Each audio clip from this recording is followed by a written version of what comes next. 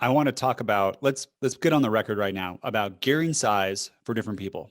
I want to do both for road and mountain bike, because this is, when you read about it on the internet, I feel like it's always ego driven. And there's always that person who comes in and goes, oh, I ride a standard 23 or 21, right? And that's all you need. Okay, so this is, I'm going to be road first. This is for places that aren't flat. If you live in Florida, do whatever you want. It doesn't really matter. So this is like, you have hills, there's over 6% sustained, right? Those sort of thing. If you are, if a freeway overpass constitutes a hill, just we don't skip care. forward. Yeah. So if you are, other than if you are going to sprint for a win, so if you're just riding for fun, you don't need it. But unless you're going to sprint for a win, and basically usually just in a crit, a flat crit, is there any, do you need a standard? If you're a regular rider, like below 4 watts per kilo? I can't think of a reason. I personally don't think you do. I don't think you do either. I think the mid compact, that one is probably, you might be a road racer, but you also want to sprint a little bit, but you're not like sprinting at 40 miles per hour, because you can still sprint really fast with a 32 in the back. That is a really good range. And that's probably anywhere between 3 and 4 watts per kilo. That's going to give you a little top end and stuff. But if you're finding that you have really steep, long climbs, yeah, that's what I do too. Steep, long climbs, you should do I would recommend in your 3.5 or below, or even 4 and below, and it's a really long climb, I think you should be doing, 1132 with a compact. Mm-hmm.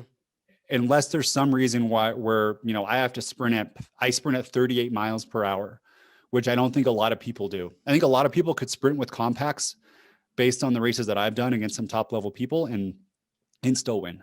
How many times have we been beat by juniors with junior gears? Mm-hmm. In a 0. Sprint? So just kidding.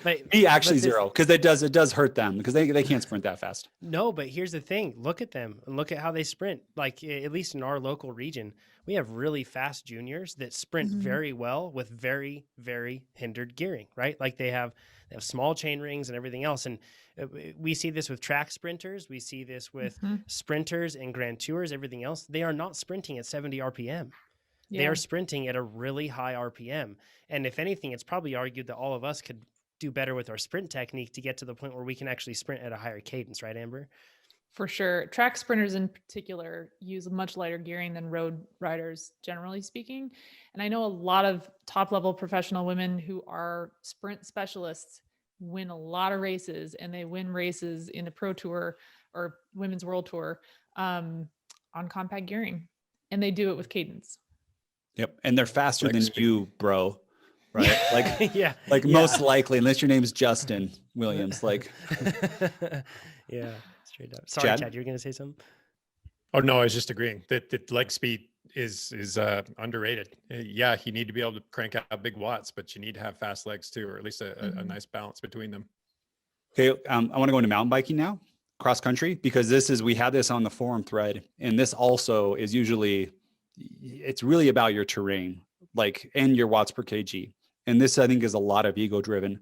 So I wrote down on the forum, I said, if you're 6 watts per kilo, 36, you can run that and you're going to be fine. And I'm assuming a 1050 cassette right now. 5 watts per kilo, anywhere from a 34 to a 36, depending on terrain.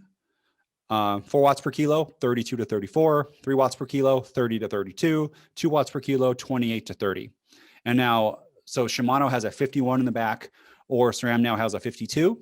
If you go to a 52, you can actually go up 1 chainring size, and it will be the same as if you had a 50 with the smaller chainring size. So the big thing about this, that people you can get up the hills, but we're talking about how fast you can race. So if you don't have a sustained fire road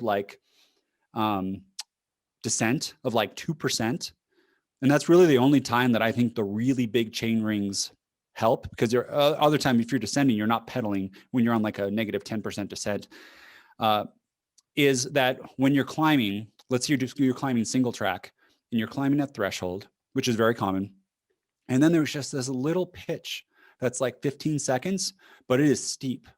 And you have 2 choices. You can either go over threshold, right? And really big gear it, Or if you have more gears in the back, you can click down a couple and stay at threshold.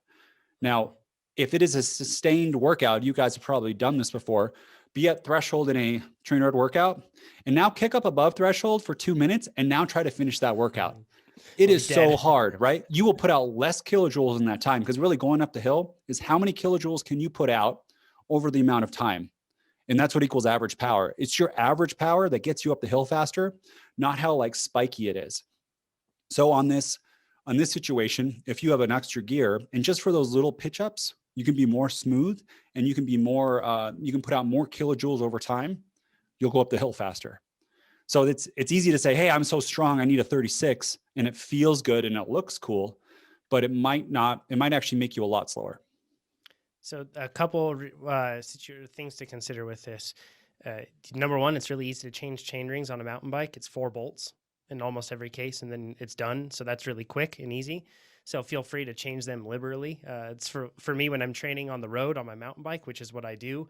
When I'm doing my TrainerRoad outside workouts, I'm almost always on my mountain bike. Yeah, what about chain length? Do you have to change that though? No, for me, going from a 32 to a 36, I don't have to change my chain length. So it's fine within that. It's within that realm. I'm sure it's probably not as perfectly efficient, right? But so keep that in mind.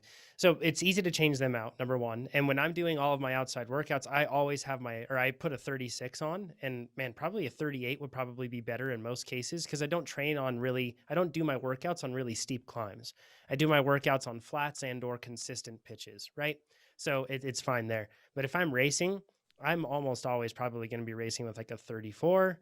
And if I'm going to something like, and this is at like 4.8 watts per kilogram right now. And at 4.8 watts per kilogram, I'm racing with a 34, except if I'm going to Canada to do single track 6, I'm going to put a 32 on there maybe, or maybe I just put a 52 cassette on the back.